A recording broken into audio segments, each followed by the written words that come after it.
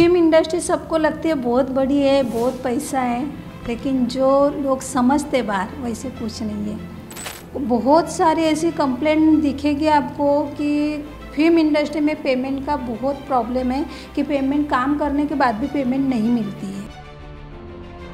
बहुत उसको 4 बार उसके ऊपर रेप हो गया। घर में वो रहती थी, वही घर में एक 14 साल के बच्चे ने भी की है। मम्मी को जाते हुए अभी नहीं कुछ तो 30 साल हो गए, मैं थोड़ी बड़ी थी। मम्मी भी परेशानी होके मम्मी ने एक गलत कदम उठा लिया था। श्रीलंका, हैदराबाद, अफ्रीका सब लेडीज़ है वहाँ पे, लेकिन इंडिया की बहुत सारी है, इंडिया से सबसे ज़्यादा है। तो वहाँ से रेस्क्यू होने के बाद जब वो महिलाएं वापस अपने घर आती हैं तो उनके लिए किस तरह के सिचुएशन होते हैं? उनके फैमिली वाले इजीली एक्सेप्ट करते हैं या क्या होता है? सवाल मेरे लिए बहुत खतरनाक है मैडम, क्योंकि एक होता है ना कि मैं कहाँ फंस गई थी, फिर रो रो के मेरा हाल बुरा हो गया। वो एजेंट के पास थी, एजेंट के तावड़े में थी, अंदर बंद थी। वो टाइम पे तो मुझे थोड़ा भी बिल्कुल भी ऐसे डर नहीं लगा, लेकिन जब देखा कि एक माँ जैसे अपने नवीन दादा की मम्मी बैठे, उसके कंधे पे सर रख के इतना रोई मैं कि पूछो मत। तो मैंने बोला ये मामला है क्या? मेरी नींद ही खराब हो गई। और मंत्री को किसी को कुछ पड़ी नहीं, जाने माने कुछ मंत्री लोग हैं, उनका ही सपोर्ट है। वहाँ की पुलिस का क्या रोल रहता है? कि 9 साल की लड़की के ऊपर रेप हो रहा है और वो एक मंत्री का फ़ोन जाता है, उसकी एफआईआर ली नहीं जाती, कितना गलत है।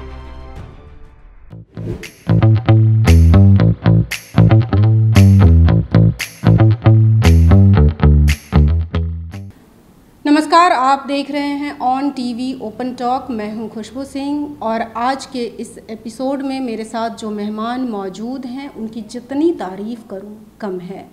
वो हैं संगीता पाटिल जी, सोशल वर्कर हैं, समाज सेविका हैं और इनके कार्यों को जानकर आप इनकी सराहना नहीं करेंगे, इनके बारे में जानकर आप इनसे प्रेरित होएंगे और प्रेरित होने के लिए मजबूर होएंगे, क्योंकि ये इस तरह के कार्यों को अंजाम देती है जिसके बारे में हर किसी को जानना ज़रूरी है, लोगों को जागरूक होना ज़रूरी है। मैं ज़्यादा नहीं बोलूँगी, इन्हीं से बात करूँगी। तो चलिए मिलते हैं संगीता पाटिल जी से। कैसी हैं मैम आप? बस ठीक हूँ। On TV open talk. मैं संगीता पाटिल, मैं महाराष्ट्र से हूँ, बुल्ढाना डिस्ट्रिक्ट से। हाँ बोलिए madam. On TV open talk में मैम आपका बहुत बहुत स्वागत है। Thank you. काफ़ी टाइम से मैं आपसे मिलना चाहती थी, मैंने आपके बारे में काफ़ी कुछ सुन रखा था, वीडियोस देख रखे थे, आपके इंटरव्यूज़ देख रखे थे, बट मिलने की ख्वाहिश आज जाके पूरी हुई। तो मैम सबसे पहले तो मैं ये जानूँगी कि आप काफ़ी टाइम से सोशल वर्क का काम कर रही हैं, महिलाओं को रेस्क्यू करने का काम कर रही हैं। ये शब्द मैंने क्यों कहा ये आप आगे जानेंगे। तो कब से आप सोशल वर्क के कार्य में जुड़ी हुई हैं? वैसे तो मैं 2011 से सोशल वर्क का काम शुरू किया है। स्टार्टिंग में फिल्म इंडस्ट्री से, क्योंकि मेरा जो जॉब है, जो मेरा बिज़नेस है, वो फिल्म इंडस्ट्री में मैं कास्टिंग डायरेक्टर हूँ और मेरा जूनियर आर्टिस्ट प्रोवाइड का काम शुरू रहता है। स्टार्टिंग मैंने जूनियर आर्टिस्ट प्रोवाइड से की, तो 2011 से मैं फिल्म इंडस्ट्री में कर ही रही हूँ। लेकिन 2015 से मैंने, जो मेरी जन्मभूमि है बुल्ढाना डिस्ट्रिक्ट, वहाँ पे मैंने शुरू किया है। जैसे कि कोई अनाथ बच्चे हो, कोई खुदकुशी कर लेते हैं किसान लोग, उनकी फैमिली को कुछ हेल्प हो जाए, या ऐसे छोटे मोटे किसी का मेडिकल प्रॉब्लम हो तो छोटे मोटे अपना फिल्म इंडस्ट्री से कुछ किसी का सपोर्ट लेके ऐसे मैं काम करती गई। लेकिन जब मेरा 2018-19 के बाद में जो अपना कोविड आ गया 2020 में, उसके बाद में जो भी मेरे सामने जो जो आ गए ऐसे ऐसे कॉल आए, और टाइम पे तो जैसे कि समझो मेरे पैर के नीचे से ज़मीन फिसल गई हो, ऐसे हो गया था। कैसे मैम? आपने कहा कि आप फिल्म इंडस्ट्री से जुड़ी हुई हैं, तो फिल्म इंडस्ट्री से जुड़ना मतलब एक वो एकदम से अलग फील्ड है और सोशल वर्कर के तौर पे काम करना, दोनों में बहुत ज़्यादा फ़र्क है। तो कैसे फिल्म से इस तरह के कार्यों में किस तरह से, कोरोना की बात कर रही हैं आप, लेकिन आप पहले से जुड़ी हुई थी, तो कैसे इसकी शुरुआत कैसे और किस वजह से हुई? कैसे हो गया, फिल्म इंडस्ट्री सबको लगती है बहुत बड़ी है, बहुत पैसा है, लेकिन जो लोग समझते बाहर वैसे कुछ नहीं है।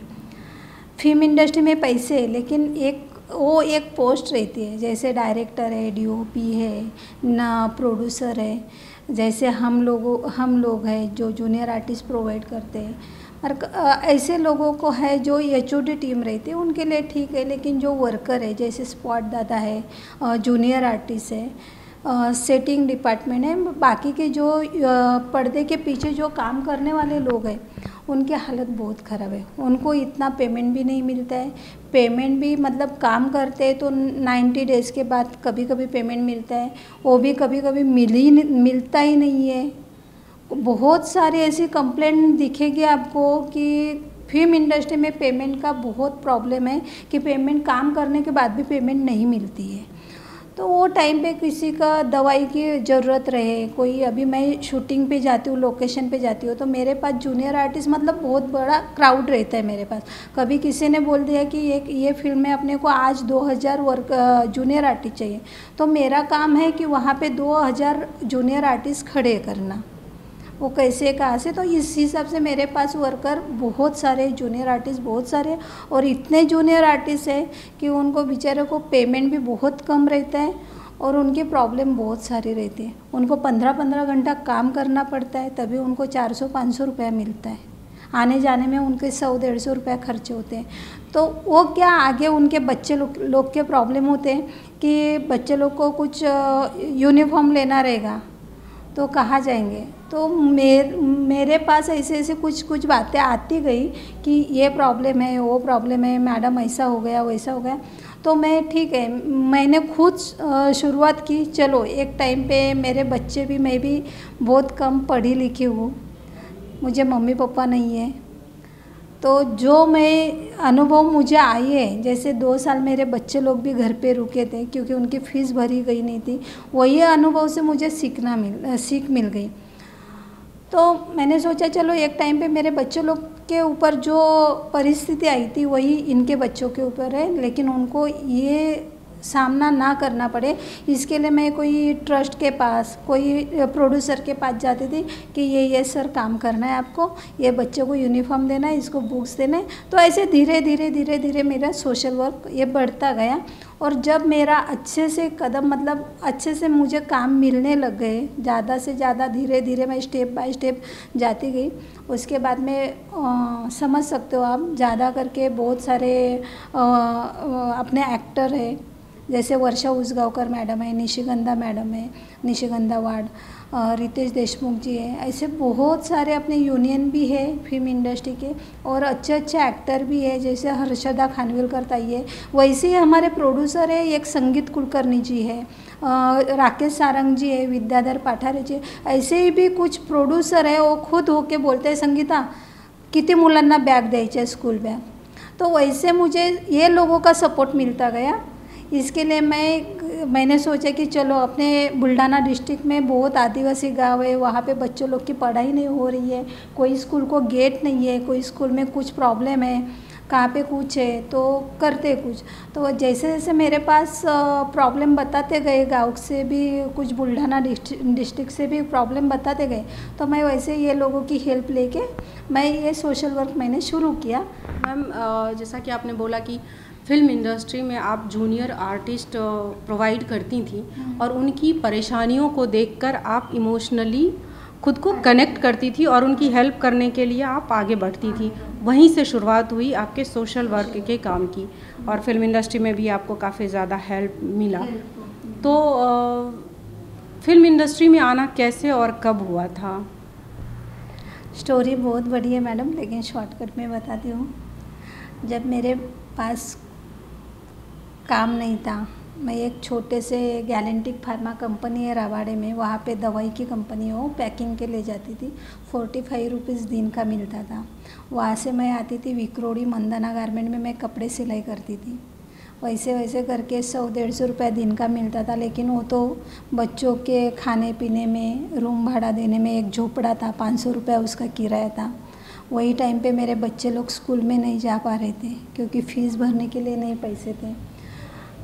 तो वो टाइम पे फिर बच्चे घर पे ही, तो आज मैं जो जूनियर आर्टिस्ट प्रोवाइड करती थी, वैसे ही एक गुजराती, वो मुलुंड में एक लेडीज़ थी, वो बोलती थी मैडम आपके भाभी आपके तो बच्चे घर पे ही है, मैं इनको शूटिंग पे लेके जाऊँ। तो वो शूटिंग पे लेके जाती थी बच्चे लोग को, मेरे बच्चे लोग को, क्योंकि उनकी पढ़ाई लिखाई बंद ही थी पैसे ना होने के कारण। फीस नहीं भरी थी, यूनिफॉर्म के लिए बुक्स, ये सब मतलब प्रॉब्लम समझ सकते हो, एक लेडीज़ क्या कर सकती है, और वो भी पढ़ी लिखी खेड़े गाँव से आई हुई, ऐसे सब था। और हस्बैंड का अलग ही था कि वो हमसे दूर ही रहते थे। क्या करेंगे, जब माँ बाप नहीं रहते अपने तभी कोई नहीं रहता है किसी का। जी मैम, ये काफ़ी इमोशनल स्टोरी है। कुछ लोग होते हैं, कुछ लोग नहीं बल्कि ज़्यादातर लोग, जहाँ तक मैं जानती हूँ, मैं समझती हूँ कि शौकिया तौर पे एनजीओ चलाते हैं, उनको करना होता है, हेल्प करना होता है।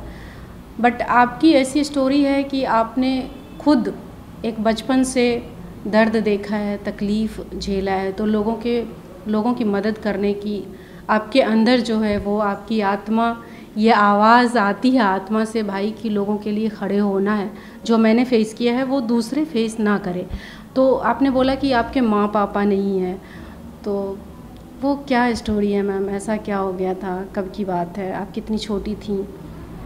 नहीं, मम्मी को जाते हुए अभी नहीं, कुछ तो 30 साल हो गए, मैं थोड़ी बड़ी थी।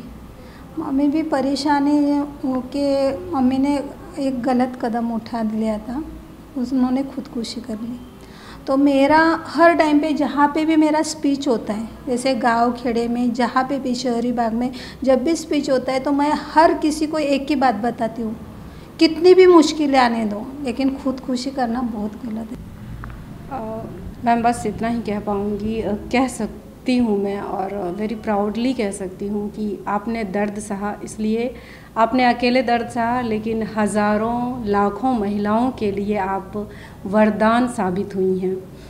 तो जैसा कि मैंने देखा है कि आप ओमान जाके, विदेशों में जाके, वहाँ पे फंसी हुई देह व्यापार में या गलत कामों में फंसी महिलाओं को रेस्क्यू करती हैं। ये सब की शुरुआत कैसे हुई? सोशल वर्क की शुरुआत तो आपने कर दी थी फिल्म इंडस्ट्री से ही, जब लोगों को टाइम पे पैसा नहीं मिल रहा है, मेहनताना नहीं मिल रहा है, तो आप उसके लिए आवाज़ उठाती थी। कोरोना का जिक्र आपने किया, तो वो शुरुआत कहाँ से कब हुई, और पहला रेस्क्यू कब था, कैसे हुआ था? कोरोना के बाद, कोरोना में कैसे अपने शूटिंग यहाँ से कभी गुजरात चले गए, कोई गोवा चला गया, तो बॉम्बे में, मुंबई में शूटिंग होता ही नहीं था। वो जो 3-4 महीने जो हो गया मुंबई में, सब बंद था लॉकडाउन में। वो टाइम पे शूटिंग बाहर चला गया और लोगों को दिक्कत होती गई कि घर कैसे चलाए। तो जैसे जूनियर आर्टिस्ट है, डांसर है, वो सब कुछ काम की खोज में इसको उसको कांटेक्ट किया, ऑफिस, ये प्लेसमेंट, वहाँ पे वो कांटेक्ट करते गए। जैसे जज डायल रहता है, जज डायल पे मिल जाता है कि हम लोगों को बाहर आउट ऑफ कंट्री जाना है, तो कैसे कांटेक्ट मिलेंगे, क्या होगा। तो वैसे कोई लोगों ने हर जगह पे ऐसे अपने अपने हिसाब से कांटेक्ट किए। तो जब फरवरी 2022 में मुझे एक शूटिंग के लोकेशन पे ही पता चल जाता है, एक अपने डांसर भी है और हेयर ड्रेसर का भी वो काम करती है।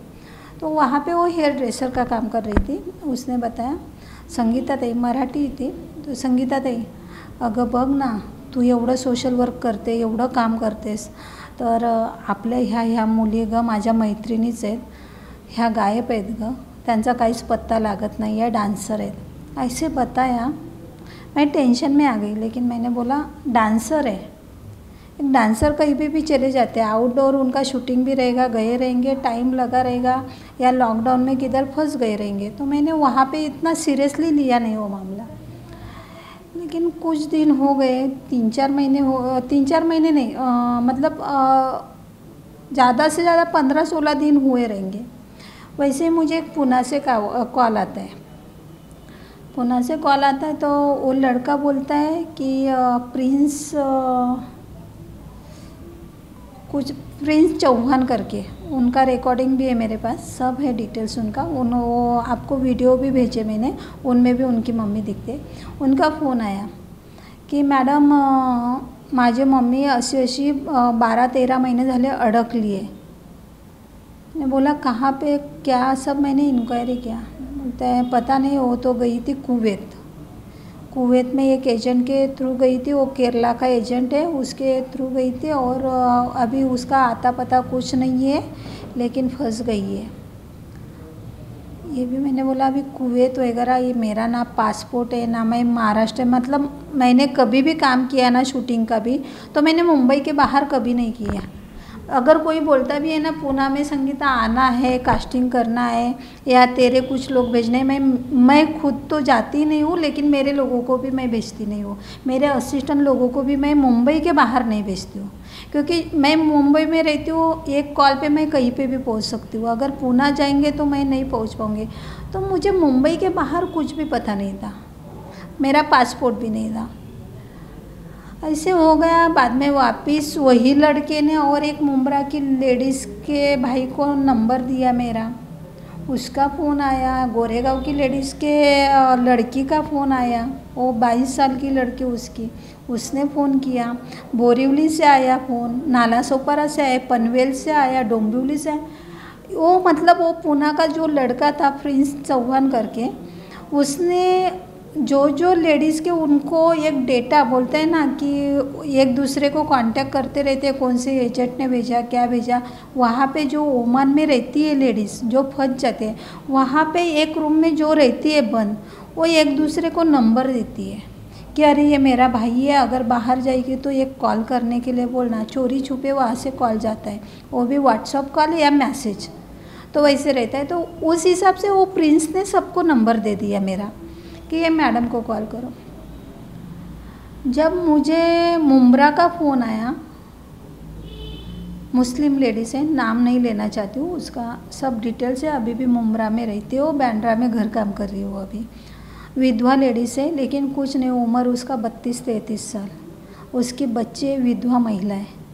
उसने उसकी बच्ची को रखा था रत्नागिरी में उसकी बहन के पास पढ़ाई के लिए, और वो चली गई थी लॉकडाउन में। वो ये RCT मॉल है ना अपना घाटकोपर का, वहाँ पे वो कुछ हाउसकीपिंग का काम कर रही थी। उसके बाद में लॉकडाउन में वो मॉल भी बंद हो गए, मॉल में भी स्टाफ कम कर दिया। तो वहाँ से उसके भाई ने उसको भेज दिया एक एजेंट के थ्रू ओमान, तो वहाँ पे वो फंस गई है। तो वो भाई ने इतना रो के, उसकी बहन ने मुझे फ़ोन किए, मैडम आप अच्छा काम करते हो, ये सब जगह से मुझे फ़ोन आने शुरू हो गए। तो मैंने बोला ये मामला है क्या, मेरी नींद ही ख़राब हो गई।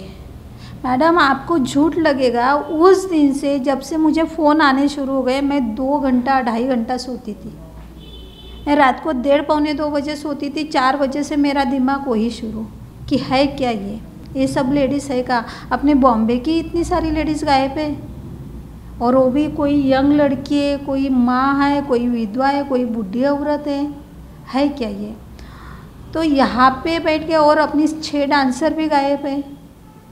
फिल्म इंडस्ट्री की भी बाद में पता चला 2-3 जूनियर आर्टिस्ट भी गायब है।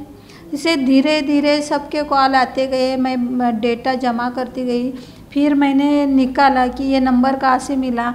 जो एजेंट ने भेजा था उनके नंबर लिए मैंने, उनके रिलेटिव्स के पास से, कि कौन से ऑफिस से गए, कौन से एजेंट ने भेजा, क्या किया क्या नहीं, उनका पासपोर्ट है क्या।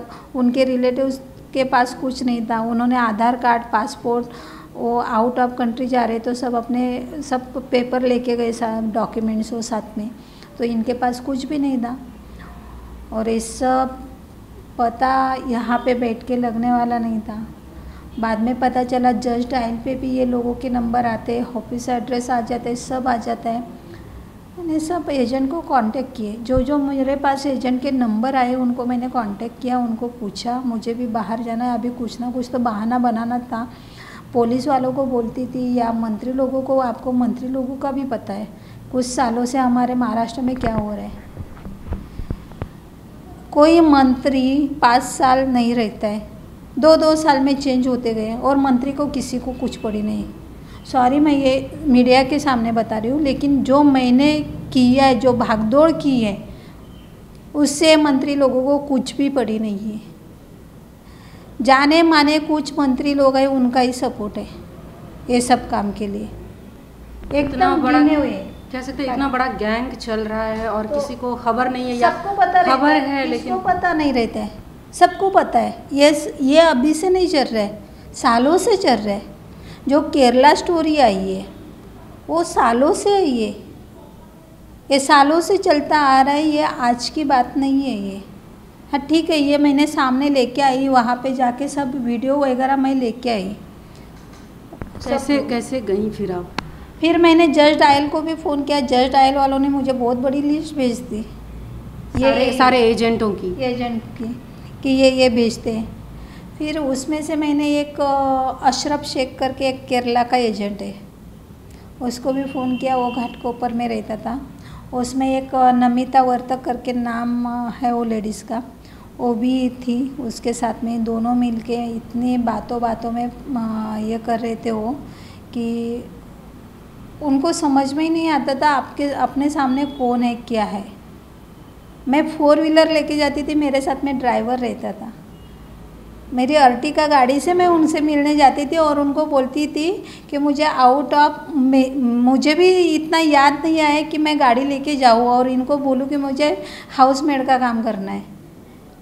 लेके भी गई, फिर भी उनको पता नहीं चला कि ये 4 व्हीलर में घूम रही है, वो भी छोटी गाड़ी नहीं है कि अर्टिगा गाड़ी लेके घूम रही है। ये फिल्म इंडस्ट्री में इतना बड़ा काम कर रही है। मैंने बता दिया उनको सब कि मैं ये डेल्टा वृंदावन में रहती हूँ, बड़े टावर में रहती हूँ, जो उसकी कीमत अभी 80-85 लाख रुपया है, वैसे घर में मैं रहती हूँ। मेरे घर में हाउसमेड है। फिर भी इतना बताने के बाद में भी उनकी पता नहीं, उनकी बुद्धि भ्रष्ट हो जाती है पैसों के आगे। क्योंकि उनको एक लेडीज़ के पीछे 3 लाख रुपया 5 लाख रुपए मिलते। एक लेडीज यहाँ से भेजेंगे तो उनको 3 लाख 5 लाख रुपए वहाँ के एजेंट देते। कौन देता है वो पैसा? वो ओमान के एजेंट। अच्छा, यहाँ से ओमान भेजने के लिए वो लोग यहाँ के एजेंट को 3 लाख रुपए देते हैं एक लेडीज़ का। तो क्या हाउसमेड का ही काम बोल के ले जाते हैं महिलाओं को, या फिर कोई और? मैंने जो भी अभी पंजाब की लड़की लोग को लेके आई हूँ, पंजाब की 3 लड़की लोग को मैंने वहाँ से निकाला बाहर पानी लेने के बहाने से। वो तो नर्स थी, वहाँ पे ओमान में नर्स का काम कर रहे थे। यहाँ पे नर्स का काम करती थी। उनका एग्रीमेंट ऐसे बनाते ये लोग, किसी को लगेगा नहीं कि झूठ हो रहा है। और वो भी क्या है, 1 रुपया नहीं लेते यहाँ से भेजते टाइम। वीज़ा वो निकालेंगे, टिकट वो निकालेंगे, मेडिकल वही कराएंगे, सब पूरा खर्चा वही एजेंट करता है, क्योंकि वहाँ से उसको पैसा भेजा जाता है। तो किसी को भी लगेगा नहीं ये अच्छा काम है, ये तो पैसा नहीं ले रहे, किसी को भी सच लगेगा। बड़े बड़े पेपर दिखाते हैं, एग्रीमेंट करवाते हैं कि ये हॉस्पिटल में आपको नर्स का काम मिलेगा, आपको 2 लाख रुपए सैलरी मिलेगा, ये सब बताया जाता है।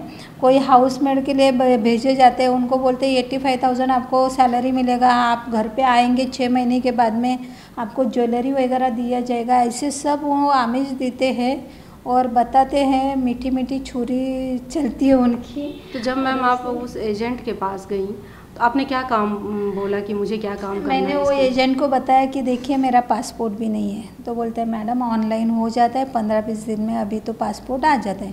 तो मैंने बोला ठीक है, अभी जाना ही है, अपने को सब इंक्वायरी करनी है, प्रूफ लेके ही आना है अपने गवर्नमेंट के सामने, तो कुछ ना कुछ तो अपने को रिस्क लेनी ही पड़ेगी। फिर मैंने पासपोर्ट बनवा लिया वही टाइम पे। उसी एजेंट से? नहीं, मैंने खुद बनवा दिया। और वो एजेंट बोल रहा था मैं बनवा के देता हूँ, जारी पासपोर्ट भी बन जाता है, इतना भी उसने बोला। मैंने बोला नहीं, तो मैं क्योंकि जारी पासपोर्ट वो बना देता था, मुझे पता नहीं ना वो सही बना रहे, असली बना रहे कि नकली बना रहे पासपोर्ट। अगर नकली बना देता तो मैं फंस जाती। तो इसके लिए मैंने बोला नहीं, पासपोर्ट मैं निकाल लेती हूँ। लेकिन तो 2-3 महीना उसके कांटेक्ट में मैं रही और बाकी के एजेंट के भी मैं कांटेक्ट में थी कि कौन कहाँ पे भेजता है, क्या करता है। मेरा पहला मेडिकल किया वो टाइम पे, पासपोर्ट आ गया, मेडिकल किया, मेडिकल मेरा बीपी हाई होने के कारण वही टाइम पे मुझे ब्लॉकेज थे, तो डॉक्टर ने मना कर दिया था फ्लाई करने से, एयरलाइन से सफ़र करने से उन्होंने मुझे मना कर दिया था डॉक्टर ने कि आप जा नहीं सकते हो बाहर। फिर भी ये बंदे ने पता नहीं दूसरा कोई डॉक्टर के पास से मेरा मेडिकल बनवा दिया। वहाँ पे मैं चेकअप के लिए भी नहीं गई, लेकिन मेरे नाम से उसने झूठा मेडिकल बना दिया। और बाद में मैं सोच में पड़ गई, ये सब कर रहा है, टिकट भी नहीं करे, क्या है मामला। इसका तो फ़ोटो भी नहीं है मेरे पास। तो मैं सोशल वर्क की वजह से मेरा क्या रहता है, मेडिकल कैंप, ये अपना ब्लड कैंप वगैरह मैं रखती हूँ। तो सिर्फ वो आदमी का फ़ोटो लेने के लिए, उसको सबके सामने के लिए लाने के लिए मैंने ब्लड कैंप रखा थाना में, नौपाड़ा में। वहाँ पे एक स्कूल में मैंने कैंप रखा उसका। वहाँ पे उसको पूछा कि ब्लड डोनेट के लिए आ जाएंगे आप? बोलते आ जाऊँगा। वो मुझे डाउट ही नहीं हो रहा था उसके ऊपर कि ये बंदा ऐसे लेडीज़ लोगों को बेच रहा है 3-3, 4-4 लाख में। क्योंकि वो जो ब्लड डोनेट के लिए आ रहे हैं वहाँ पे, वो कैसे कर सकता है ऐसा।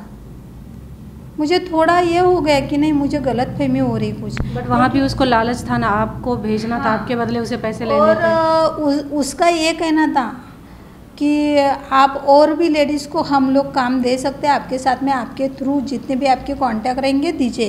लेकिन मैंने बोला मुझे तो जाने दो पहले, बाद में मैं आपको कांटेक्ट देती हूँ, मेरा बेटा दे देगा आपको कांटेक्ट। और मेरे पास बहुत सारी लेडीज़ है, ये मैंने उसको लालच दिखाया कि मेरे पास बहुत अच्छी अच्छी लड़की है जो फिल्म इंडस्ट्री में मॉडल्स भी है, तो आप उनको भी लेके जा सकते हैं, क्योंकि यहाँ पे पैसा तो मिलता नहीं। अभी थोड़ा बहुत तो झूठ मुझे बोलना था उसके सामने।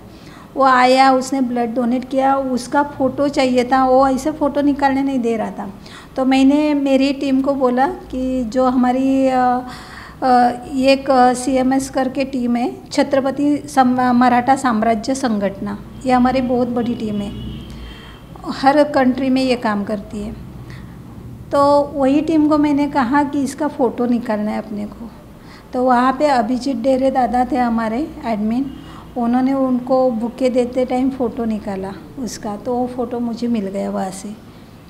फिर वो कैंप हो गया, उसके बाद में वहीं पे उसने मुझे टिकट दिया वो कैंप में ही कि मैडम आपको 26 जून को जाना है। ये 26 जून 2022 26 जुलाई को, 26 जुलाई 2022 का उसने मेरा टिकट निकाला, तो आपको जाना है। फिर मैं घर पे आई, बच्चे लोग को पता चला कि मम्मी बाहर जा रही है। मैंने बच्चे लोग को झूठ बोल दिया कि नहीं, मैं लोकेशन देखने जा रही हूँ, मैं एक प्रोडक्शन टीम के साथ में जुड़ गई हूँ। तो बच्चे लोग बोलते हैं मम्मी ऐसा कर ही नहीं सकती, क्योंकि मम्मी का पेमेंट ही इतना है कि मम्मी को प्रोडक्शन टीम के साथ में काम करने की ज़रूरत नहीं, वो पेमेंट का और मम्मी का पेमेंट का। क्योंकि जूनियर आर्टिस्ट जो प्रोवाइड करती हूँ मैं, रोज़ के मेरे 200-300 लोग रहते हैं, उनके पास साथ में मुझे जो भी मेरा कमीशन रहता है वो मिल जाता है मुझे। तो मम्मी और मुंबई के बाहर तो कभी काम नहीं करती है, शूटिंग के लिए भी नहीं जाती, मना करती है। तो मेरे बच्चे ने मुझसे बात करना बंद कर दिया। लेकिन छोटी वाली लड़की ने मुझे बोला, चल ग तू कधी फिरणार, फक्त कामं करत आली, चल या निमित्ताने तू बाहेर तरी जाणार, एक फ्लाइटमध्ये तरी बसणार, अजूनपर्यंत तू फ्लाइटमध्ये बसली नहीं। ऐसे मेरी छोटी बच्ची ने मुझे हिम्मत दी और एयरपोर्ट पे भी छोड़ने के लिए वो आ गई मुझे। वहाँ पे गई, मेरा पासपोर्ट उनके पास था। उन्होंने कहा था कि आपका सब खर्चा हम लोगों ने किया, तो आप अगर बदल जाएंगे तो आपका पासपोर्ट हमारे पास रहेगा। वहाँ पे वो नमिता आ गई, जो ओमान की बात बता रहे हो आप? नहीं, यहाँ की, अपने इंटरनेशनल एयरपोर्ट की। वहाँ पे वो नमिता आ गई पासपोर्ट लेके मेरा, और वहीं पे उसने मुझे पासपोर्ट दिया। और वहाँ से मैं गई, वहाँ पे उसने, नमिता ने मेरा फ़ोटो निकाला मेरे सामान के साथ में, वहाँ पे ओमान के एजेंट को भेज दिया। ओमान मस्कत एयरपोर्ट है, मस्कत एयरपोर्ट पे उतरी मैं रात को 3-3:30 बजे। कुछ 1-1.25 घंटे का फ़र्क है अपने यहाँ के टाइम का और वहाँ के। वहाँ पे जाने के बाद में एक लड़का मुझे फ़ोटो दिखा रहा है मोबाइल में सामने, क्योंकि वो अरबी, उसको अपने हिंदी बिल्कुल नहीं आती है ना, उनकी अरबी मुझे समझ में आएगी ओमानी। तो ओमानी आ गया, वो एक लड़का एकदम 19-20 साल का लड़का गाड़ी लेके गया। ये फ़ोटो सामने ही आया मुझे, भाग के मुझे देख के कि ये फ़ोटो आपका ही है, जैसे इशारे से समझा रहा था। तो मैंने बोला हाँ। तो गई, गाड़ी में बैठ गई, मेरे साथ में और एक हैदराबाद की एक लेडीज़ थी, बूढ़ी और लेडीज़ थी, मतलब 50-55 उम्र रहेगी उनकी। वो भी इंडिया से गई थी? हाँ, हैदराबाद से थी। हम लोग गाड़ी में बैठे, वैसे उसने हमारा मोबाइल लिया, और मुझे सब पता था जैसे जैसे ये लेडीज़ लोगों ने, जो प्रिंस की मम्मी थी उससे मेरी थोड़ी व्हाट्सएप पे बात हो रही थी, जो मुमरा की थी आसमा, उससे मेरी बात हो रही थी व्हाट्सएप पे थोड़ी थोड़ी। जब भी टाइम मिलता था वो दूसरे के मोबाइल से चोरी छिपे मुझसे व्हाट्सएप पे मैसेज करते थे। तो पता चल गया था कि पासपोर्ट और मोबाइल वहाँ पे छीन लिया जाता है एयरपोर्ट पे हम लोग उतरते टाइम ही। तो मैंने मेरे सामान में, कपड़ों में एक दूसरा मोबाइल छुपा के लेके गई थी। वैसे मैं गई वहाँ पे, सुबह हो गई, एक दूसरे बंगले पे वो लेडीज़ को छोड़ दिया, मुझे दूसरे बंगले पे लेके गए।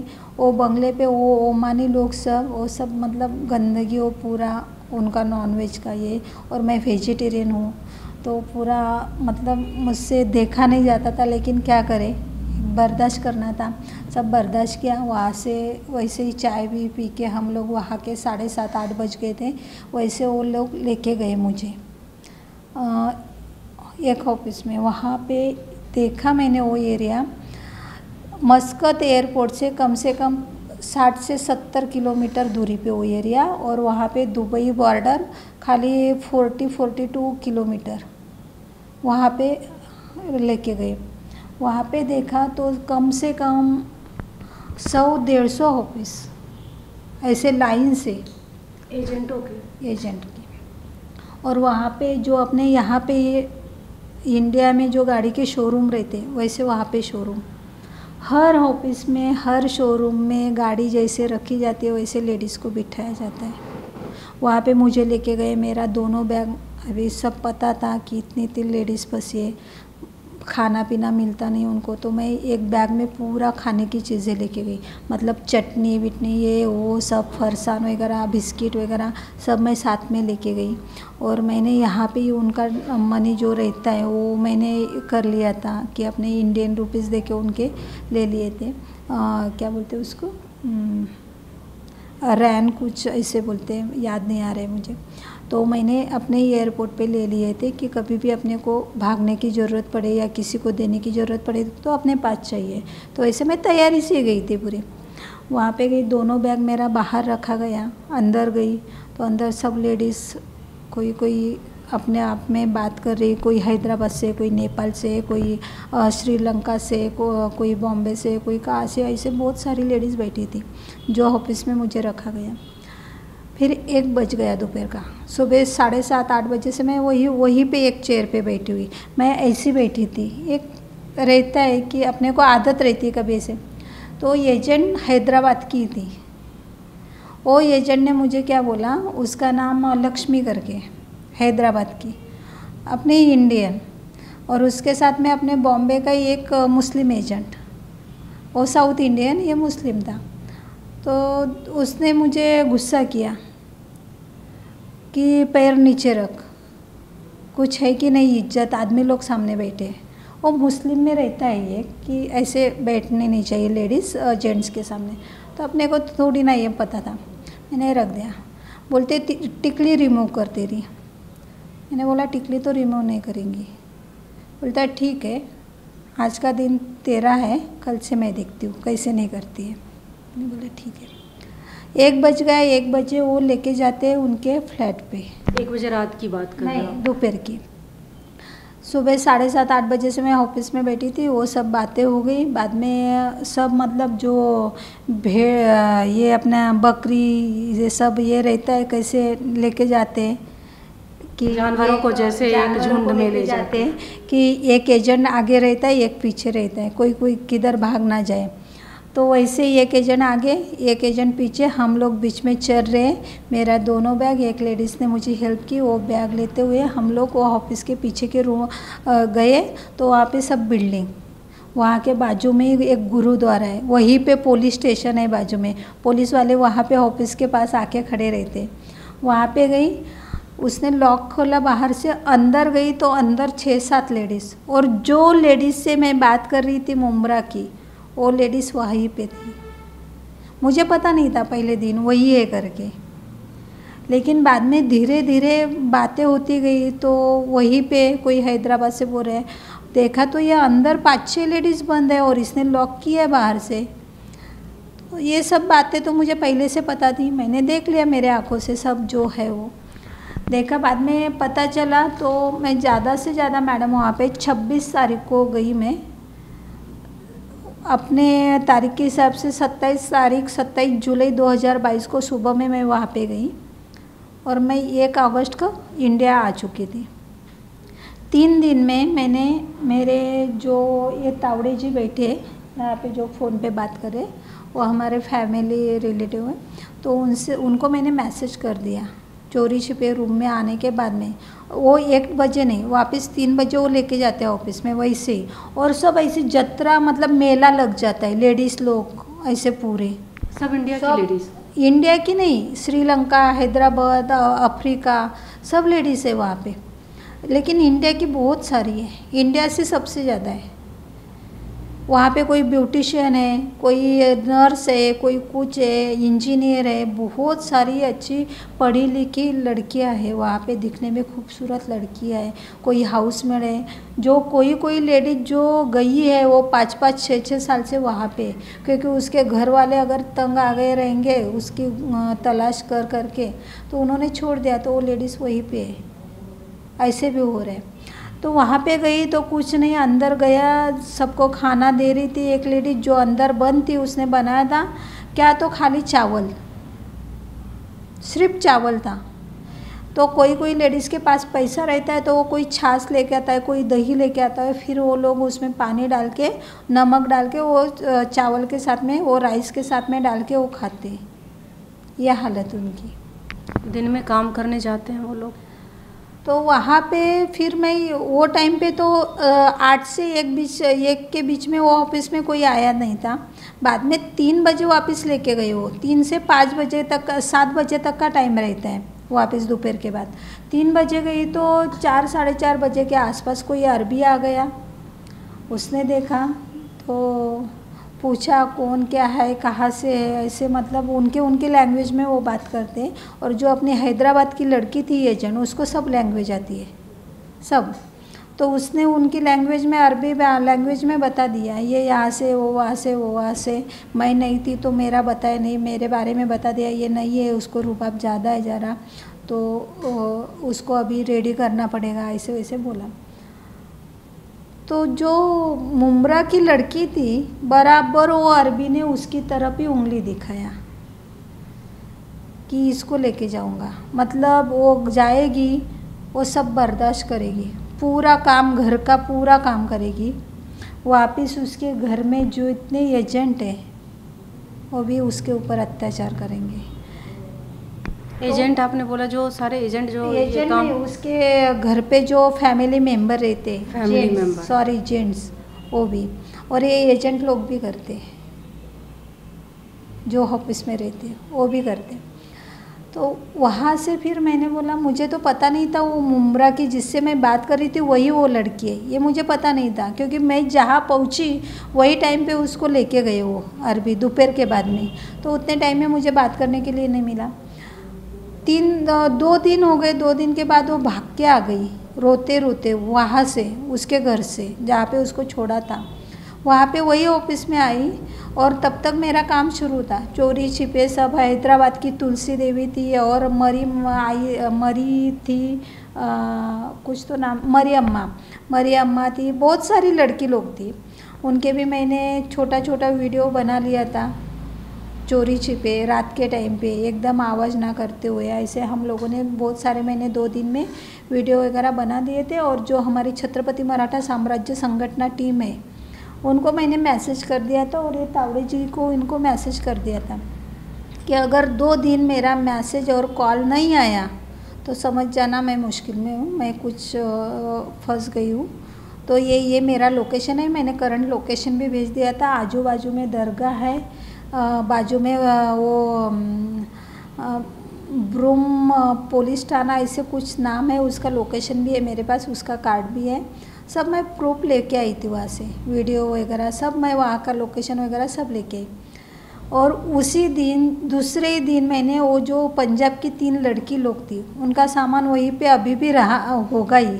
और लड़की लोग को मैंने क्या किया, होशियारी से पानी लेने के बहाने जाओ, क्योंकि उधर घर में पानी नहीं रहता था, नल रहता है एक बाजू में, तो घर के बाजू में। तो मैंने बोला पानी वो पूरा नहीं थी, वो 7-8 महीना हो चुका था, वो यंग लड़की लोग। तो वो उनको बोला आप पानी लेने के बहाने चले जाओ, और मेरा वहाँ पे गुरुद्वारा में अगर किसी ने डाउट आ गया आपको कि कोई आपका पीछा कर रहा है तो गुरुद्वारा में घुस जाओ। तो लड़की लोग को मैंने वैसे भगाया वहाँ से, 3 लड़की लोग को। बाद में वो वहाँ पे गई, फिर एम्बेसी गई, वहाँ से फिर उनका सब पासपोर्ट वगैरह, वाइट पासपोर्ट वगैरह निकाल के उनको हम लोग बॉम्बे छोड़ दिए। वही मतलब मैं बॉम्बे आने के बाद में मैंने वो प्रोसीजर की पूरी, तब तक वो एम्बेसी में थी।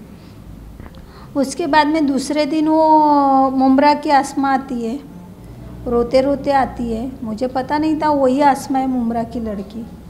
फिर घर रूम पे गए दोपहर में, सुबह सुबह वो आई 2 दिन के बाद, तभी पता चला कि ये जिससे मैं बात कर रही थी यही वो लड़की है, उसकी बच्ची रत्नागिरी में पढ़ रही है। फिर उसने सब बताया, ऐसी स्टोरी बताई कि मैं अभी सबके सामने नहीं बता सकती हूँ। उसके कुछ अगर बहुत उसको 4 बार उसके ऊपर रेप हो गया, उसी घर में जिस घर में काम करती, जिस घर में वो रहती थी वही घर में। एक 14 साल के बच्चे ने भी की है, उसके वही साइकिल चलाते हुए। और क्या रहते हैं वहाँ पे, उसने बताया, मैं तो कहीं गई नहीं काम करने के लिए 4-5 दिन में। तो उसने बताया कि जहाँ पे हम लोगों को रखा जाता है, बंगले के अंदर एक रूम रहता है, वहाँ पे गर्मी बहुत है, एसी रहता है ये हर रूम में, लेकिन अंदर से कड़ी कोंडा कुछ नहीं रहता है लॉक करने के लिए। तो बाहर से कड़ी लगा देते, लॉक कर देते वो लोग बाहर से रात के टाइम पे, और रात में कोई भी उसके रूम में चला जाता है। और वहाँ की लेडीज़ लोगों को जो बीवी रहती है उनको कुछ फ़र्क ही नहीं पड़ता है। उनको यही कहना है कि हमारे मज़हब में एक आदमी 100 शादी भी कर सकता है। तो लास्ट में मेरा पति मेरा ही है, मेरा अच्छा ही है, ये उनका कहना है। तो चूँकि महिलाओं को, बीवियों को कोई फ़र्क नहीं पड़ता, कोई फ़र्क नहीं पड़ता है, इसके लिए वहाँ पे लेडीज़ के रूम में कोई भी रात के टाइम पे घुस जाता है, कुछ भी कर सकता है, मतलब वो गुलाम हो गई। और वहाँ आपको तो पता ही रहेगा, वहाँ पे हुकुमशाही है, लोकशाही नहीं है, वहाँ पे अभी भी राजा है, तो हुकुमशाही है वहाँ पे। तो वहाँ पे कुछ फ़र्क ही नहीं पड़ता है। और सबसे बड़ा अमीर देश वही है ओमान। ओमान में बहुत पैसा है, ओमान में जाएंगे आप तो बहुत, उसका एयरपोर्ट ही देखेंगे तो क्या है, वहाँ पे उतरते ही समझ में आ जाता है यार ये कंट्री में कितना पैसा है। लेकिन वहाँ पे सबके पास पैसा है, सब अमीर है, सबके बंगले, लेकिन घर काम करने के लिए, खेत में काम करने के लिए।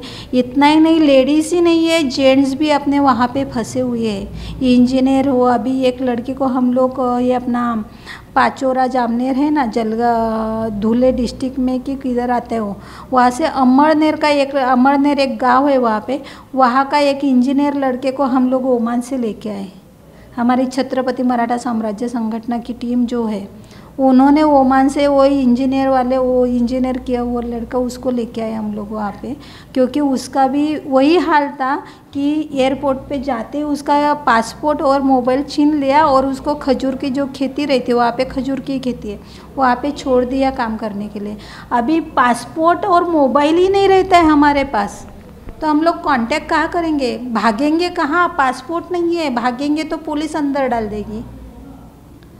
तो ऐसे फिर वहाँ की पुलिस का क्या रोल रहता है? अगर मान लीजिए कि कोई दूसरे देश की महिलाएं या जेंट्स फंस गया है, वो वहाँ से निकलना चाहता है, पुलिस में कंप्लेन करता है, तो फिर उसका क्या प्रोसीजर रहता है? मुझे बताइए ना, अपनी इंडियन एम्बेसी कुछ नहीं कर सकती है। इंडियन एम्बेसी का हमें इतना ये हो गया है ना, अभी ये बात बतानी नहीं चाहिए मीडिया के सामने, लेकिन बताना पड़ रही है।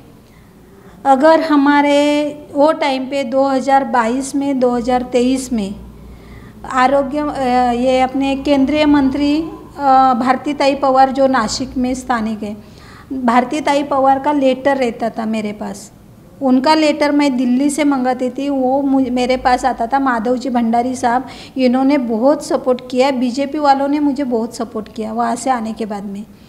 मैं कोई पक्ष की साइड नहीं लेना चाहती हूँ, लेकिन जिन्होंने काम किया उनके बारे में तो मैं बता सकती हूँ।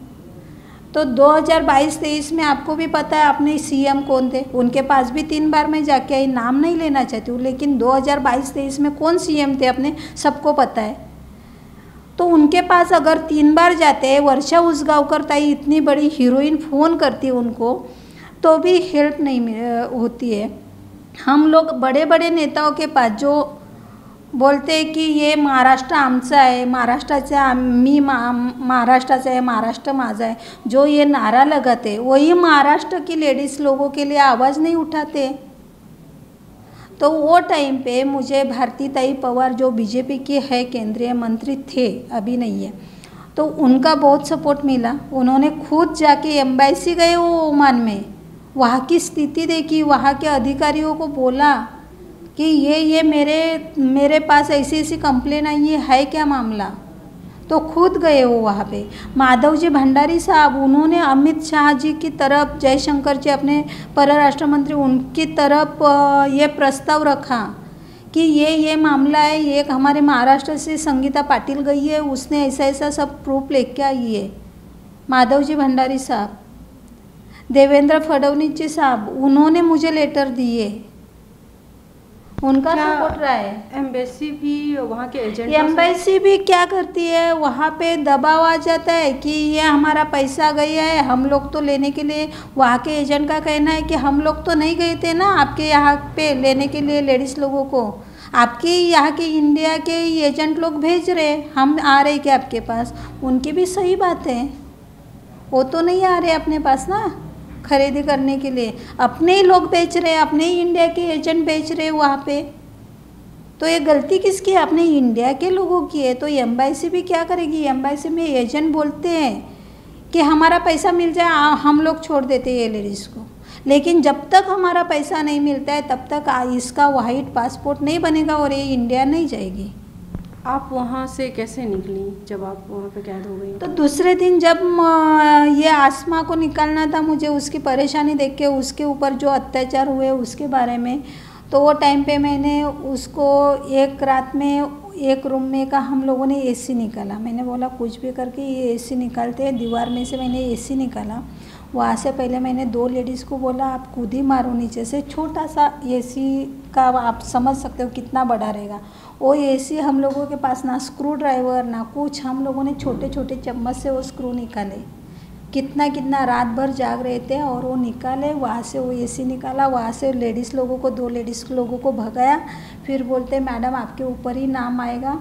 तो जो लक्ष्मी नाम की लेडीज़ एजेंट है वहाँ पे, उसने मेरे ऊपर हाथ उठाना चाहा, बहुत बार मुझे 2-3 दिन बहुत परेशान किया। मेरा मोबाइल उसको पता चला कि ये चोरी छिपे ये मोबाइल रखी है, तो वो भी छीन लिया, हाथ भी उठाया उसने। टिकली के बारे में भी मुझे बहुत तकलीफ़ दी वो लोगों ने, ये रिमूव करना है, ये वो ऐसा वैसा बहुत तकलीफ़ दी। 3 दिन में मुझे एक रूम में बंद करके रख दिया था। वो रूम में पूरा अंधेरा, ना फैन ना, और ओमान की गर्मी बहुत सारी, ना खाना पीना कुछ भी नहीं था। तो फिर मैंने तो मैसेज तो कर ही दिया था ऐसे ऐसे वो लेडीज़ लोगों को। तो मैंने आसमा को और एक लेडीज़ को उसको भेज दिया था। ऐसे मैंने 5 लेडीज़ को मैं होते हुए मैंने वहाँ से बाहर निकल दिया था, कैसे भी कुछ ना कुछ बहाने से। फिर मेरा कुछ मैसेज नहीं जा रहा था टीम को, CMS की टीम को। उन्होंने वो लोकेशन पे आ गए वहाँ पे पूछा कि ये हमारी बहन है, यहाँ पे आई है। बोलते नहीं वो, लेकिन उन्होंने एक होशियारी की कि वहाँ से एक ओमानी आदमी है जो मिनी झुंझाराव का पार्टनर है, जो बिल्डर है, जो मिनी झुंझाराव ये ऐरोली का लड़का है, उसके साथ में वो पार्टनरशिप में था। उसको ही लेके आए कि ऐसे ऐसे हमारी बहन है वो फंस गई है यहाँ पे, पता नहीं कैसे कैसे भटक के हुए यहाँ पे आ गई। तब तक मैंने सब प्रूफ अपने यहाँ पे वो टीम को भेज दिए थे, सब जो वीडियो मुझे मिले, सब वहाँ का लोकेशन ये वो सब डिटेल्स मैं भेजती गई। वैसे वैसे मुझे टाइम मिलता गया, मेरा काम हो चुका था, लेकिन मैं फंस गई थी। फिर वो लोगों ने बहुत प्रॉब्लम किया। वही टाइम पे मुझे तो ब्लॉकेज यहीं पे पता चल गया था, लेकिन मैंने बताया नहीं किसी को, घर में भी फैमिली को। और वहाँ पे जाने के बाद में और BP वगैरह हाई, तबीयत ख़राब होती गई। लेकिन वहाँ पे एक है एजेंट का, मर जाए लेकिन दवाखाने में लेके नहीं जाएंगे, दवाई भी नहीं देंगे। मेरे पास ऐसे ऐसे वीडियो है मैडम, उनको इतना मारा पीटा जाता है वो लेडीज़ लोगों को, उनके ऊपर ऐसे घाव लगे हैं एकदम कि उनको बाद में इतने घाव लगते हैं ना, उनको एक दवाई की गोली कुछ नहीं दिया जाता है, ना डॉक्टर के पास। क्यों मारा जाता है? हर कोई तैयार तो नहीं होता है ना वो बात के लिए। आप काम करवा के वहाँ पे जो भी लेडीज जाती है अपनी इंडिया की, वो बोलते हैं हम लोग काम के लिए आए ना, काम करवा के लीजिए, रात दिन हम लोग काम करेंगे। लेकिन ये जो है वो नहीं हम लोग बर्दाश्त करते। कोई कोई जाने के लिए मना करता है, कोई अरबी आता है कि ये लड़की चाहिए तो नहीं मना करती है तो उसको मारा पीटा जाता है, ज़बरदस्ती उसको भेजा जाता है। और ये कौन करता है? अपने इंडिया के एजेंट, जो 2 यहाँ पे बैठे हैं ऑफिस डाल के और 2 वहाँ पे बैठे हैं। तो इसमें ओमान के एजेंट की गलती नहीं है, अपने लोगों की गलती है, यही वो लोगों का कहना है। फिर वहाँ से वो टीम आ गई, CMS की टीम, जैसे नवीन मोरे है, मितिश पाटिल है, एक केरला का अरुण कुमार, एक ये अपना मितिश झुंझाराव है ऐरोली के, वो वहाँ पे ही थे। वो लोग आ गए मुझे देखने के लिए। फिर उन्होंने बोला कि नहीं ऐसा ऐसा है, ये वो सब बोला। मैंने बोला नहीं, पैसे भरो, हमने आपके वो एजेंट को अशरफ शेख को इतने इतने पैसे दिए। तो जो तावड़े सर हैं, जो मैं बार बार उनका जिक्र कर रही हूँ, उन्होंने उनके पास से उधर पैसे दिए। कुछ 1,60,000 में मांडवली हो गई थी। फिर वो पैसे देने के बाद में उन्होंने मेरा पासपोर्ट दिया। पासपोर्ट देने के बाद में मैं नवीन मोरे जी, जो दादा है नवीन मोरे दादा, उनके घर पे उनके मम्मी डैडी आए हुए थे इंडिया से, वहाँ पे गई। और वहाँ पे फिर एक होता है ना कि मैं कहाँ फंस गई थी, फिर रो रो के मेरा हाल बुरा हो गया। वो एजेंट के पास थी, एजेंट के तावड़े में थी, अंदर बंद थी। वो टाइम पे तो मुझे थोड़ा भी बिल्कुल भी ऐसे डर नहीं लगा। लेकिन जब देखा कि एक माँ जैसे अपने नवीन दादा की मम्मी बैठी है, उसके कंधे पे सर रख के इतना रोई मैं कि पूछो मत। जैसे उन्होंने मेरा टिकट वगैरह निकाल दिया, मैं इंडिया आ गई। आते ही मैंने पहले काशीमीरा पुलिस स्टेशन कंप्लेंट कर दी, पुलिस सुन नहीं रही थी। फिर महिला आयोग गई, महिला आयोग से रूपाली चाकणकर ताई को बता दिया सब, अध्यक्ष रूपाली चाकणकर ताई थे, भंडारी साहब थे, बाद में मैं भंडारी साहब से मिली। फिर ऐसे सब मैंने जो लेडीज़ वहाँ पे फंसी है उनकी सब डिटेल्स लेके सब मंत्री लोगों को दिखाया। लेकिन मुझे उसमें 3-4 मंत्री लोगों ने ही सपोर्ट किया है, बाकी किसी ने नहीं किया है। एक फडणवीस साहब है, एक माधव जी भंडारी साहब है, एक फडणवीस, देवेंद्र जी फडणवीस। वो टाइम पे तो ये नहीं थे, CM नहीं थे, उप मुख्यमंत्री होते वाटता। वो टाइम पे उप मुख्यमंत्री। तो वही ऐसे सब। फिर अभी तक वो भी हमारा काम शुरू है। मैंने अभी थोड़ी देर पहले आपको दिखाया कि हम लोगों ने एक ग्रुप बनाया, उसमें हमारी ख़ास तौर पे जो हमें सपोर्ट मिल रहा है अभी जनवरी महीने से, 3 जनवरी से मुझे सपोर्ट जो मिल रहा है कि ओमान से जितनी अपनी महिलाएं फंसी है तो उनको निकालना है, अपने को इंडिया वापस लेके आना है। तो हमारी हेमा राजमाले ताई है, हेमा राजमाले मैडम, वो अमेरिका में रहती है। तो उनका इतना सपोर्ट है, मैंने आपको ग्रुप दिखाया कि उनका कितना सपोर्ट है मुझे फाइनेंशियली, और सब मंत्री लोग के सामने जाना ये वो। और ख़ास करके मैं ज़्यादा से ज़्यादा इसका श्रेय तो जाता है वर्षा उसगांवकर मैडम, जो एक्टर है, बड़ी एक्टर है, और एक माधव जी भंडारी साहब। ये 2 लोगों ने मुझे बहुत सपोर्ट किया है और अभी तक करते आ रहे हैं। ये जो कभी भी मैं बोलती हूँ माधव जी भंडारी साहब को, सर पंजाबची मुलगी अडकली आहे, सर गोव्याची मुलगी अडकली आहे, काय करायचं? ठीक आहे संगीताताई, माझ्याकडून काय लागणार आहे तेवढं सांगा, बस इतना करते। और उनको जो मंत्री का जो एम्बेसी तक पहुंचने के लिए जिनका लेटर चाहिए वो मुझे दे देते हैं एम्बेसी में रखने के लिए वो लेडीज़ को, ताकि उनका पासपोर्ट और सब जो प्रोसीजर रहती है वो होनी चाहिए उसके लिए। और वहाँ की मेरी जो टीम है, नवीन मोरे है, मितिश पाटिल है, अरुण है, निमिष है, ये लोगों तो अपने जान पे खेल के वो लोग अपना गाड़ी का नंबर वगैरह चेंज भी करके वो लोगों को, वो लड़की लोग को वो बंगले से वो एजेंट के यहाँ से निकाल के कैसे कैसे हम लोग लेके आते हैं ना, एक रिस्क ऑपरेशन वो बोलते हैं, वो हम लोग कैसे करते, रात रात भर जागरण करके हम लोगों को पता है। हम लोग रात रात भर सोते नहीं है। वो लड़की को कहाँ पे बुलाना है, उसके पास मोबाइल नहीं रहता है, लेकिन उसको हम लोग जब भी उसको चोरी छिपे मुझे उनको टाइम मिलता है वैसे वो मैसेज करती है, और मैं क्या करती हूँ ओमान डाल के रख देती हूँ नाम के आगे कि वो आ जाए। कितना भी मैं कितनी भी मीटिंग में रहूँ, कितनी भी बिजी रहूँ, कहीं पे भी रहूँ, तो मैं वो पहले ओमान लिखा रहता है ना, वो पहले मैसेज देखती हूँ, उसके ऊपर रिप्लाई देना शुरू कर देती हूँ मैं। तो वैसे हम लड़की लोग को बता देते हैं ये लोकेशन पे तू पहुँच, ऐसे ऐसे आएंगे, ये नंबर रहेगा, ये तुझे वहाँ पे साथ में लेके जाएंगे। तो वो कांटेक्ट, जैसे आपने बोला कि उनसे मोबाइल भी ले लिया जाता है, तो उनको दिन में खाली 10 मिनट के लिए मोबाइल दिया जाता है, दिन भर में। उसी टाइम में वो फिर, और वो टाइम पता नहीं रहता है, फिक्स टाइम नहीं रहते वो कभी भी देते हैं। तो ऐसी हालत है वहाँ पे। तभी आपने बताया कि फिर से आपने ग्रुप बनाया है, फिर से रेस्क्यू ऑपरेशन की तैयारी चल रही है। तो अभी ओमान में कितनी महिलाएं फंसी हैं? अभी तो 3 से 3,500 महिलाएं हो सकती हैं मेरे अंदाज से। जो भी हम लोग लेडीज़ को, अभी गुवाहाटी की लेडीज़ भी हम लोग बीच में लेके आए। ऐसे नहीं कि खाली महाराष्ट्र के लिए हम लोग काम करें, हम लोग पूरे इंडिया के, भारत के लिए काम कर रहे। तो वैसे ही हम लोगों को एक अंदाज है, जैसे जेल के अंदर है वो लेडीज़ कुछ रहेगी, जो बाहर है, जो 100-150 ऑफिस वहाँ पे है, वो उस हिसाब से जो मैंने मेरे आँखों से देखा है, जो अभी भी नवीन मोरे दादा, मितीश पाटिल, ये लोग जाते रहते वहाँ पे देखते हैं, तो उनके भी अंदर से 3-3,500 का ये आंकड़ा अभी भी है वहाँ पे। इसके लिए हेमाताई ने कहा है, इंडिको वाले से, उनके ओनर के साथ में हेमाताई ने खुद मीटिंग की है, क्योंकि हेमा राजमाले और अविनाश राजमाले, ये आप गूगल पे भी डालेंगे तो बहुत बड़ी हस्ती है वो आज यूएस में। तो ओमान के जो बड़े लीडर्स हैं, आला कमान जिनको कह सकते हैं, वो कुछ इसमें हेल्प नहीं करते? उनसे आप कांटेक्ट करते? देखिए मैडम, अपना ओमान के साथ कोई ऐसा ये नहीं है, बहुत अच्छे व्यवहार है अपने मोदी जी, अपने सरकार इंडिया के और ओमान के बहुत अच्छे व्यवहार है।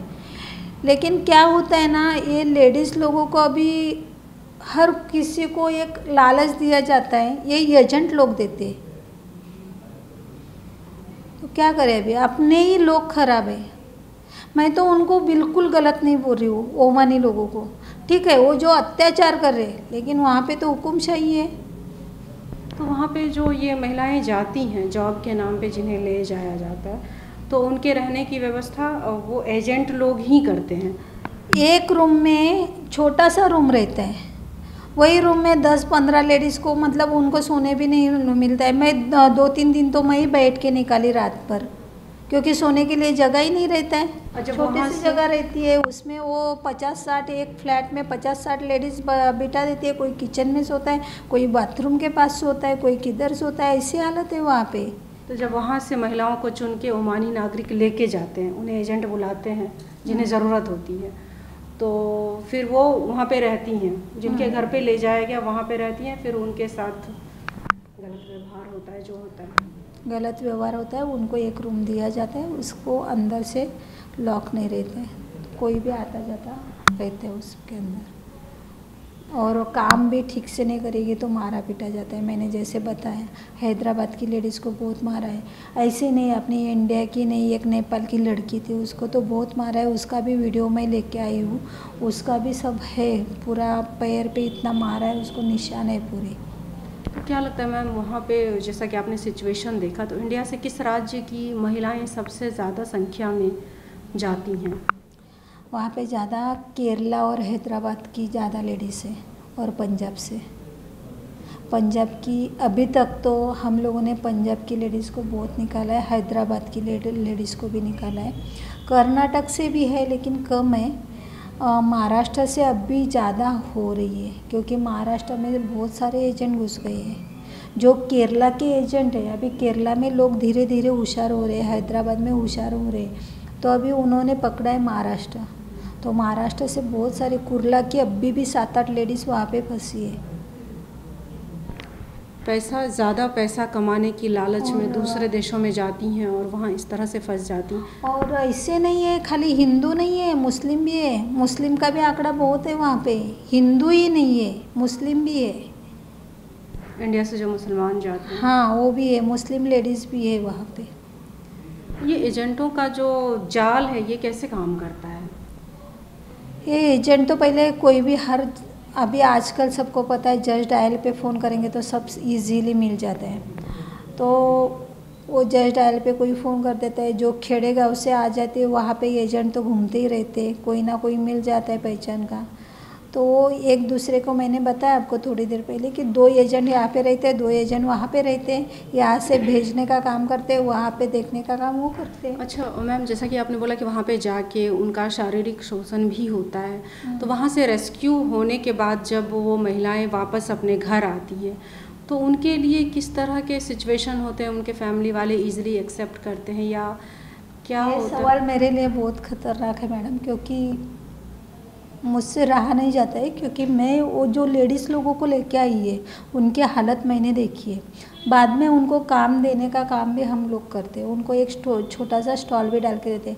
अभी एक है अपनी प्रभा देवी की एक लेडीज़ है, अभी तक वो 2 साल हो गए बेड पे है, अभी तक उसकी हालत सुधरी नहीं है, मराठी है। और उसके पति भी उसको रखे नहीं घर में, माँ बूढ़ी माँ है, माँ रखती है, माँ संभाल रही है। जैसे मुमरा की लड़की बोला है, सब भाई भाभी कोई देख नहीं रहा है।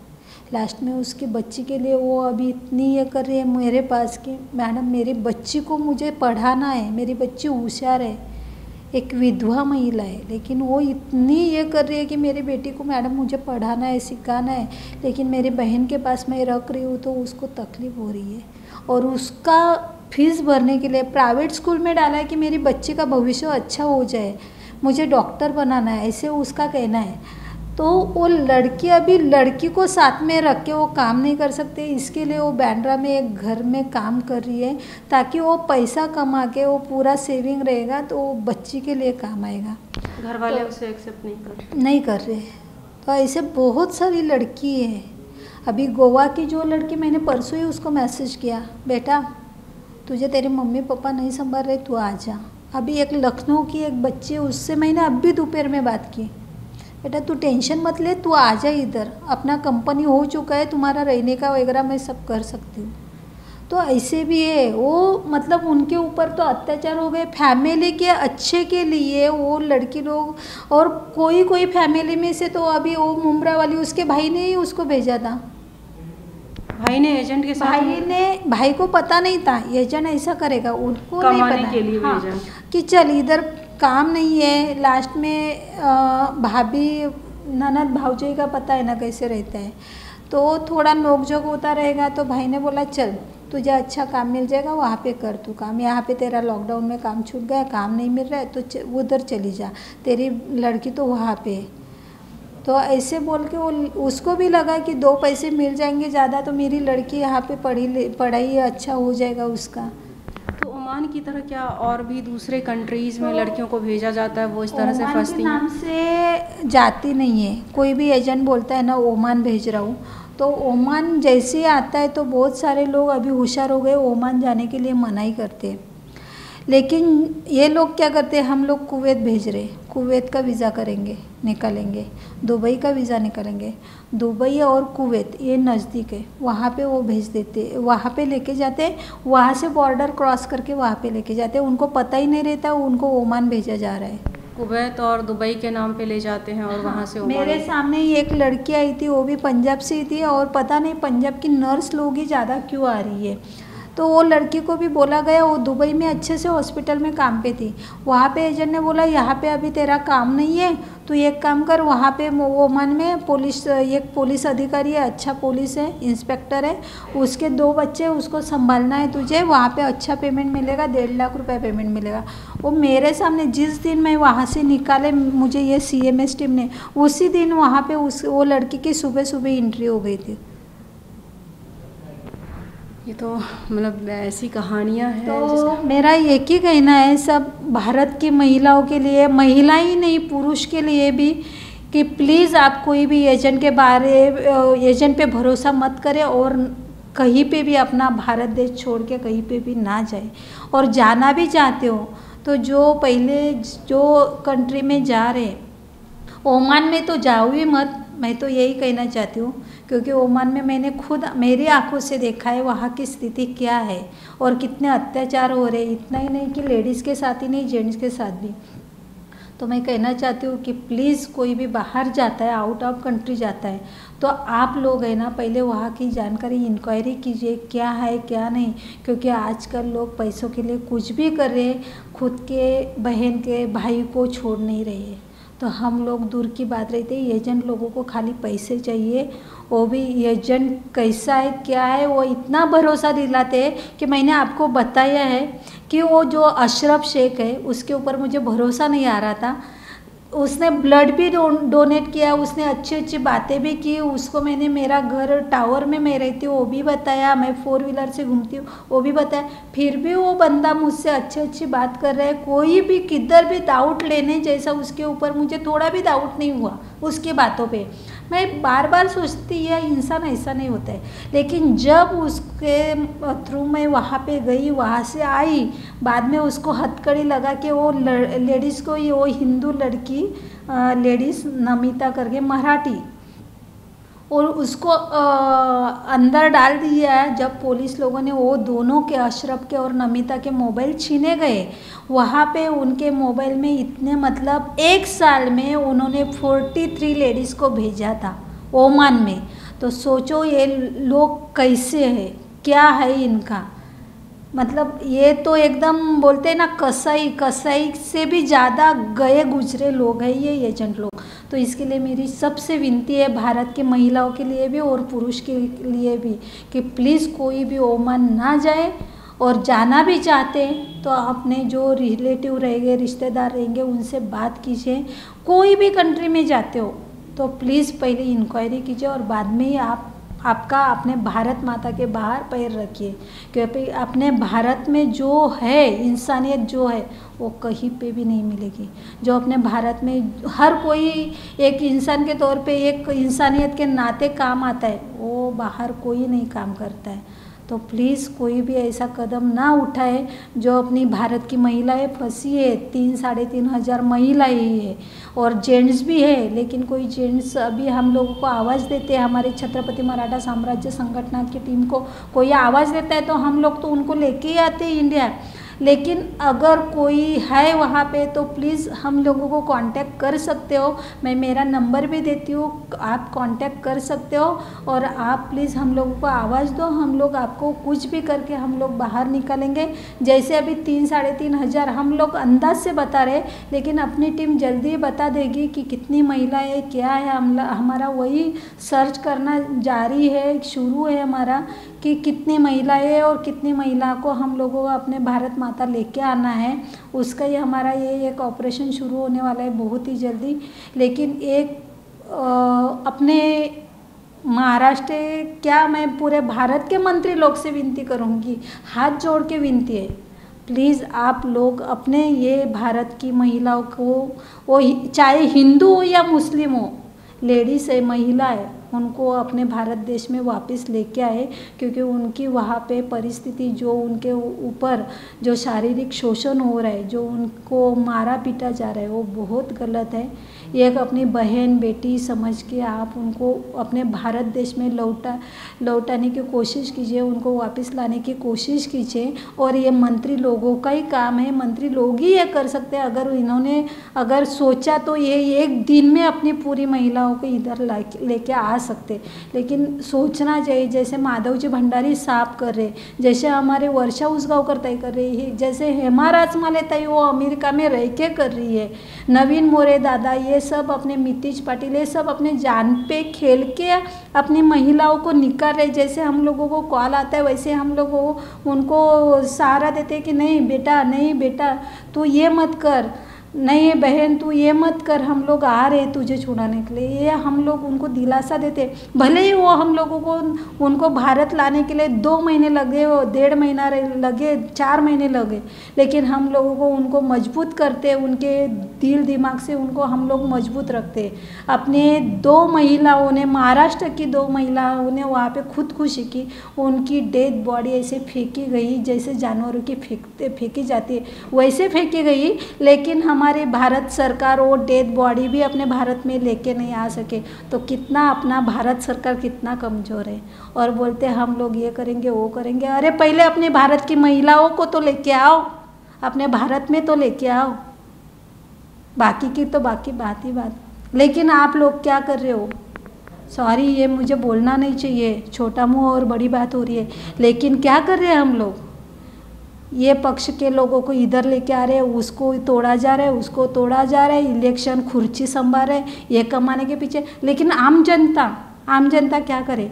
अभी आज मैडम ने इंटरव्यू लिया मेरे ऑफिस में, हम लोग तो, मैं ये तो बेसहारा, मतलब एक मेरे दम पे मैं खड़ी हुई हूँ, घर काम करके, ये छोटे बड़े काम करके मैं आज खड़ी हूँ, और वही मैं सोशल वर्क कर रही हूँ, बिना डरे मैं सामने जा रही हूँ। यही मंत्री लोग के फ़ोन जाते हैं, जो लड़की लोग, करजत की लड़की थी एक 2023 में, उसके 9 साल की लड़की के ऊपर रेप हो रहा है, और वो एक मंत्री का फ़ोन जाता है, उसकी FIR ली नहीं जाती। कितना गलत है। आज एक लेडीज़ के, एक लड़की के कपड़े फाड़े जाते हैं, वो भी नेताओं के, जो बोलते हैं हम लोग शाखा प्रमुख है, विभाग प्रमुख है, उनके लड़के लोग, अगर कोई एक 16 साल की बच्ची के भरे रास्ते पे उसके कपड़े फाड़े जाते हैं, और ऊपर से उसके माँ बाप पूछने जाते, कड़िया काम करने वाले लोग, वो गरीब लोग, वो जाते हैं कि मेरी बेटी के कपड़े क्यों फाड़े आपके बेटे ने, तो आप उनको ही, उसके भाई का सर फोड़ देते हो, वो लड़की के, उसकी माँ के ऊपर जेंट्स हाथ उठाता है, जेंट्स मारता है एक लेडीज़ को। ये अपना महाराष्ट्र की यूपी बिहार है? क्या हो रहा है अपने महाराष्ट्र में?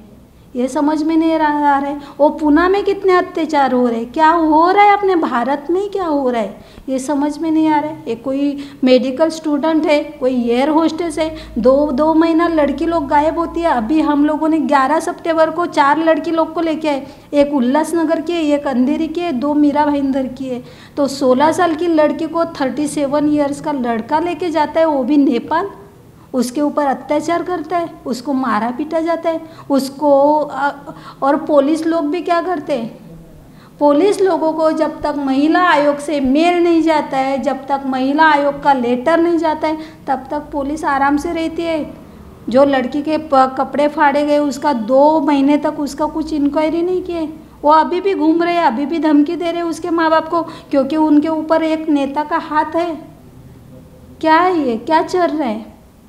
मतलब जो हमारी सुरक्षा के लिए कौन है? मंत्री लोग हैं, हमारी पुलिस है, वही हम लोगों के, हमारी जो मुसीबत है वो समझ नहीं रहे, हमारी परेशानी समझ नहीं रहे, तो हम लोग जाए कहाँ पे? आम जनता जाएगी कहाँ पे? ये सोचने वाली बात है। तो सब मंत्री लोग से विनती है, प्लीज़ गृह मंत्री देवेंद्र फडणवीस जी साहब, आपने बहुत किया है, बहुत बीजेपी वालों ने भी मुझे, जैसे मतलब सब लोगों ने नहीं, मुझे रूपाली साकनकर ताई ने सपोर्ट किया है, मुझे माधव जी भंडारी साहब ने हर जगह पे सपोर्ट किया है, भारती ताई पवार ने किया है, देवेंद्र फडणवीस जी ने मुझे सपोर्ट किया है। वैसे अगर सबकी सोच रहे, सब मंत्री लोग की सोच रहे हैं इनके जैसी, तो हमारी कोई भी महिलाओं के ऊपर अत्याचार नहीं होगा। और मेरी देवेंद्र फडणवीस साहब से विनती है, आप गृह मंत्री हो, प्लीज़ जब गुनहगारी बढ़ रही है उसको कहीं ना कहीं पे रोक दिया जाए, क्योंकि अगर पुलिस वालों ने हर कोई भी आता है फिरियादी, तो उसकी कंप्लेंट लिखवाए, उसकी इंक्वायरी किए, सही क्या है। मैं ये नहीं बोल रही हूँ जिसकी कंप्लेंट फिरियादी का वो, लेकिन आप देखो पहले, सब कुछ पैसा नहीं रहता है, इंसानियत रहती है, इंसानियत के तौर पे तो कुछ करो।